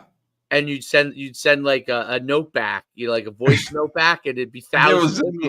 We'll send the voice memo. Years later, by the time they would get it, they would get the voice note. No, it's like 2 years away. I think it's like a year to get there, something like that. Is that all it is? I think so. Yeah, I don't think it's like. I looked up what it costs, so I found this interesting. The first guy to get frozen is James Hiram Bedford. Yes, he was 1967. He's still frozen in the Alcor Life Extension Foundation. Yes, Alcor is one of them. Yes, and it's $200,000 to get frozen. Correct, and that keeps you throughout the duration. So he's gotten the most out of his money, and so I would just have to get a life insurance policy that covers $200,000. Right. That should be easy. There's life insurance policies that cover millions of dollars. Yeah. But Alcor was the one that had the scare where they lost power and the bodies almost defrosted. Oh, really? Yes, I'm pretty sure. But they tell you the issue right now is they can freeze you, but they right now they don't know how to unfreeze you and bring you back to life. But the hope is in the future they will be able to. I think it's awesome. I really want to do it. I'm trying to talk. So here's the crazy thing. I wonder about this. So you're dead. Okay, you're dead. They got to give you some money to come back to, I think, and like maybe an apartment. Maybe Alcor buys like an apartment complex, and all the people they unfreeze start. They have a place to live, and they at least get them started in life again. So they're dead. You're dead, and you're frozen. We're really talking about this. And they bring you back to life. I can't believe you have an interest in this. Oh yeah, I'm always fascinated. This is my passion. Brings you back to life. It brings you back to life. Boom. So you die. You're dead. So it's you're dead. You're dead. Yes, but all those crazy sensations. If you believe in God, I guess you're just in limbo because you haven't gone to heaven for all this time. No. The way it works is once they know that you're close to death, they call the team from Alcor, and Alcor flies in, and the minute you're brain dead and your clinical death, they start freezing. They drain your body of blood, and they put coolant in to freeze it. And then they bring it back, and then they put you in the little frozen pod. And then when obviously, I don't know who's working on it, but the technology to cure whatever ailment killed you, they do that. And once I think they're close to being able to unfreeze you. I'm not sure yet. I don't even know if they're trying on people. But once they can unfreeze you, they cure you, and then you can get transplant for your body parts, so you'll be younger. So now you come back, you're Frankenstein. Well, yeah, pretty much, yeah. Well, you're like the Bionic Man. You're like the Bionic Man. Well, hopefully by then, they can stitch you up a little better and like the Bionic Man. You remember? Yeah, you got a whole new body. Yeah, you got kidneys, liver, you got everything. Yeah. The Bionic Man. You now you're cruising around. And yeah. And it's all new. You don't know a damn soul. No. You're like a newborn baby. You're like a newborn baby. Yeah. And you're out there. Family, you don't have any family. Nothing. You got nothing. What? Yeah. Now, what are you doing? You come out. You're crying. I'm starting a podcast. I'm the frozen guy. My podcast would be a hit. Are you hitting the bar, like kicking it? Well, it depends. It depends. It depends what age I end up reverting to. Let's say you end up at the age you're at right now. If I'm at 40, if I'm in my 40s, absolutely, yeah, I'm living it up. I got a whole new body to destroy. You're hitting the club. You're like, going to the gym. Yeah, absolutely. Would you go and do some things that you thought about doing before, but your life was going in a different direction? Would you? Well, would I like go skydiving or something? Or would you be like, okay, Steve, we woke you up and now you're in New Hartford again, circa 3025. Right. And are you staying in New Hartford or are you taking your ass to I don't know. I'd probably go somewhere else. Yeah. Yeah. I'd probably go to South America. No family anymore. You have nobody that ties you no to ties anything. Here. Yeah. Yeah, I have no ties here. I would travel. It just depends. I have to read on the website how they set you up afterwards. Because they have to give you money. They have to give you housing. They have to provide you with. They can't just unthaw you and put you naked on the street. They have to have like a plan, a re-entrance plan into life. What happens if you never, ever? No, that's not going to happen. That's not going to happen. We're going to get thought out. Yeah, someone's going to discover it at some point. They have to. Now, I mean, time right now seems like it's moving slow, but if you're frozen, You're dead. Yeah, It you're just seems dead. like it's the next day. You wake up You're sleeping. Yeah. It's like you were asleep the whole time. for thousands and thousands of years. Exactly. And you That's wake why up, it'll work. you're like, Oh, you're shit. It welcome worked. back. Welcome, Mr. Cully. I'll be like, holy shit, it worked. I was right. I was right. Everyone should have listened to me. And instead, they're all dead. Well, there's also the ethical concerns because people think that, you know, it would overpopulate the world if it worked because, you know, everyone could live. Well, people could go basically. to Mars then, though. Well, Populate other planets. yeah, we populate other planets. We'd probably end up killing ourselves with Dave, war. listen, We'd kill ourselves with war anyway. amend your life insurance policy.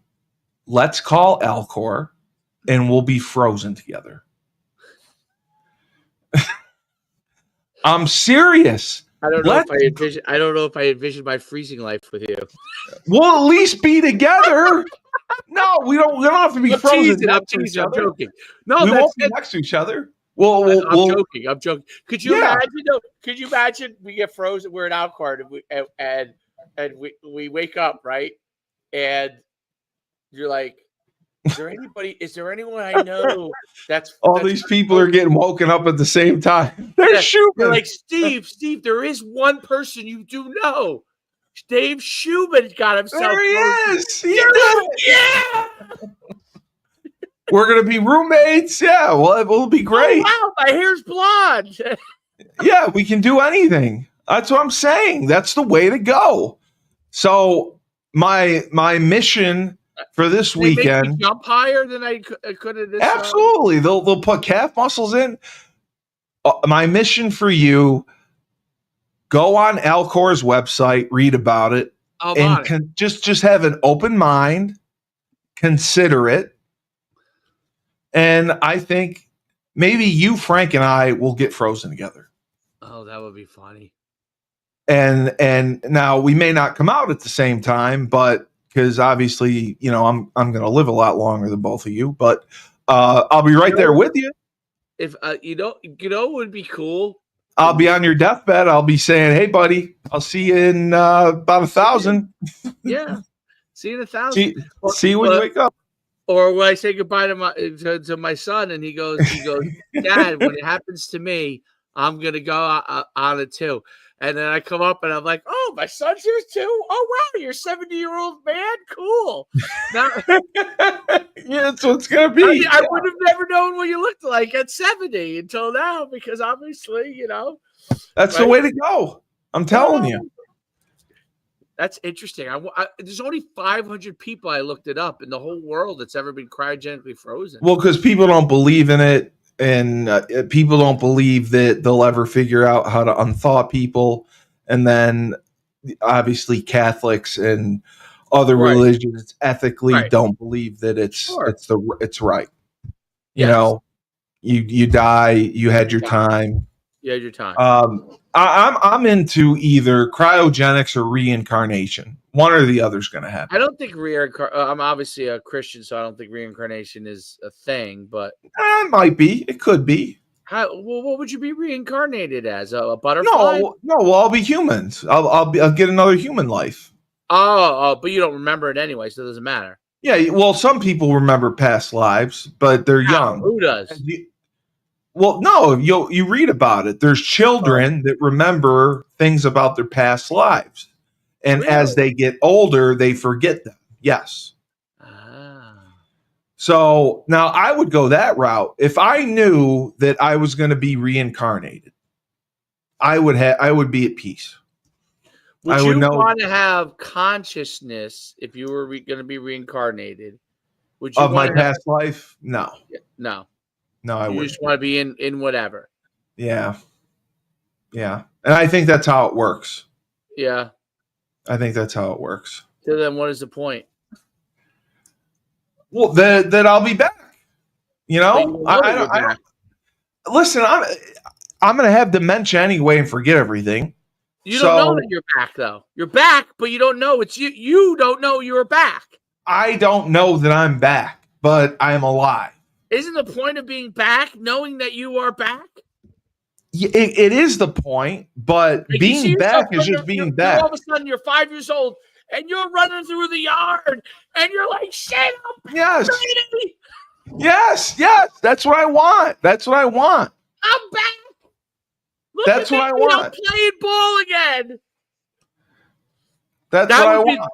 I would say the one cool thing about reincarnation, if you knew you were back, would some of the things that you enjoyed as a kid, Right. that you wanted to learn from your past experiences. Now, do they say in reincarnation that you learn from your past experiences? No. You could. But the thing is, you could be born in like the hellhole of like Cincinnati or something like that. Yeah, you or don't a have bad control. situation, or you could be Yes. hurt, or you could Yes. be, yeah, sure. Or you could be Elon Musk's son, or you don't know. That's the thing. You don't know, right. But if I had my druthers, I want cryogenics. Right, because Done. you would have consciousness. I would have Because consciousness in ultimately, a what new you life. want to have is consciousness of yourself as you are. Correct. You could know, so you could enjoy this new experience as you. Yes. Yes, but you're doing it differently, but But you're I don't- enjoying it as you. Yes, but I don't want to be reincarnated and have to go through life like a baby and puberty and all that stuff. Right. I don't want to do all that again and remember. Oh, right. You don't want to remember what puberty was like. Yeah, I don't want to go through all Oh, that. you're like, shit, I'm going through this again. Yeah. I'm nutting everywhere, and it's just awful. I want to come back and be in like my 30s or 40s. Well, let me ask you this question. My question is this: if you knew all the things you know now as you come back, and now you're a 5-6-year-old, and even though you're impatient as a 5-6-year-old, you have the knowledge, but now you're like, let's think about it. So you start, you're like, you know what? Like, all right, what do my parents look like? I'm reincarnated. Oh, my parents are super short. I'm going to be really short when I grow up. So as I'm going through this life, I look at my parents, they're really smart. Oh, but my parents are super smart. Okay, this time I'm going to focus on this, and this. You know what I'm saying? Right, exactly. But society would have changed so much. I don't know if that would make a huge difference. I see what you're explain that to me. The knowledge that you had from your past life, right, isn't going to make a huge difference as you grow up. Like I don't think it's going to give you an advantage as far as schooling or getting a job or any of that, or going to college or whatever. So let's say you grew up during the mid 1800s, which I think people have, yes, who have been reincarnated, and now they're coming there and they're back now in this time frame, and they the only knowledge they have was like the open wilderness and all that kind of stuff, and like Davy Crockett. Yeah, like Davy Crockett. You don't think that experience would help them in the new world? They would just be lost. Yeah, I think. Haven't you ever seen Encino Man, where the caveman, Brendan Fraser's in it? He gets unthawed. Yes. Yeah, you can't. I just don't think you would adjust. I think it's just too much of a fish out of water, and it would be very difficult to acclimate. So I want to be frozen and woken up. So if you're frozen, you're woken up. Wouldn't it still be difficult for you to acclimate in the new world? But I'd have a positive attitude. I'd be older. Oh, and I think Alcor would have it set up for us where, we'd have an apartment and they'd help us get a job and whatnot. I mean, they can't just put us out there naked. Right. They would, I'm sure they would probably keep us for a month and teach us how to get acclimated to the new world. Right. They'd have classes and teach us how to function in the new world.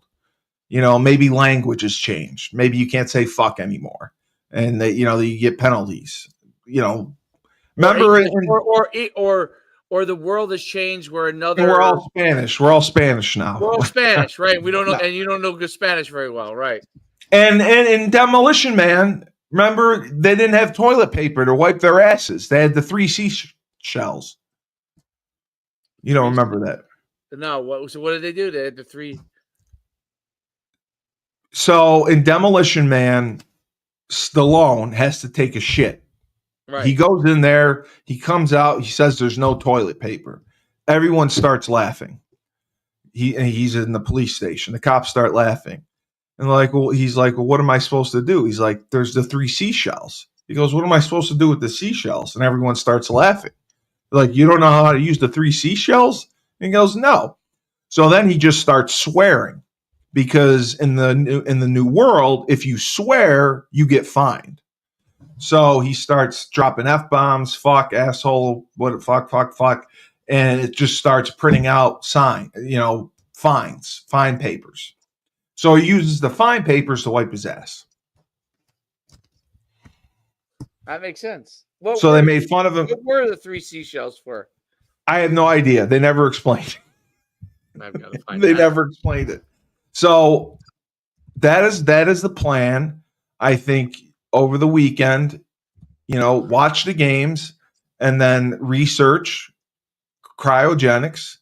And then I think you, Frank, and I, now we're going to go like old school Italian style, prick our fingers and take a blood oath that we are going to be frozen together.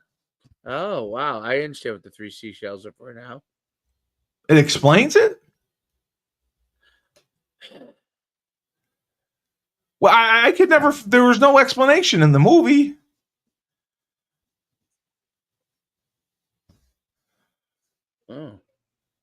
Oh, will you stop? There's multiple explanations. On what? On like Wikipedia? You go to type it in, you'll find it. Are you serious? There's explanation. Yeah.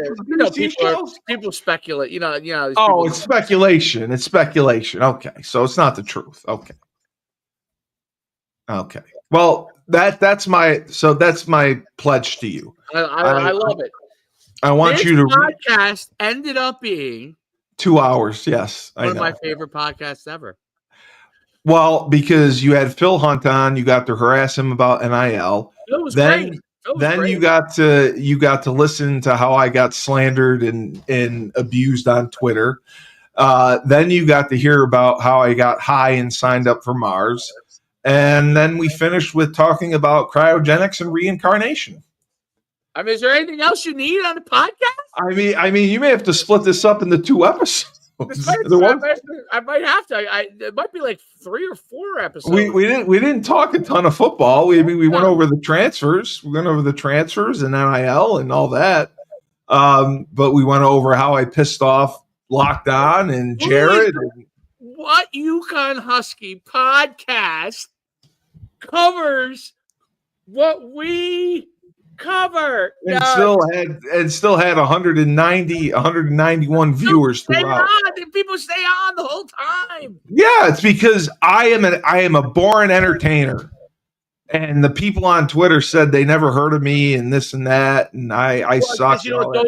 I think you're right. The people who listen to that podcast, it's tribal. That's where they get their daily consumption of UConn. They're not going. No, I honestly, until you pointed out the lockdown thing, I didn't even know there was a thing. Yeah, I was told. Because you knew about it. I didn't know about lockdown. Well, yeah, I was told about it because I, again, thought that my podcast they had talked to me about it. And I didn't know. Technically, UConn doesn't support it financially, but they support it by giving players to it. Yeah, like they had the good basketball player Caravan on. Like they get good athletes on. We do not. And you said, we have not. Them. I wonder if NIL does pay. That's what Store Central does. That's what the purpose of Store Central was. They're putting money through lockdown to pay. or they're paying for these guys. They pay the players when they go on the shows. Yes. So can't we get them to pay for the players to come on our show? Well, first of all, I need you to call Mike Burton. I'm gonna call Mike. I'm going to get lunch. I'm gonna give you him have to you have to explain what happened because he wasn't thrilled with me and explain that I did apologize. I was sincere, and so anyway, I think we can sign off now. This has been a stellar episode for Coach Schumann and Steve Cully, the apparently legend in his own mind, best podcast host in the universe. Remember, when life gives you lemons, don't make lemonade. Just go to Alcor and get cryogenically frozen.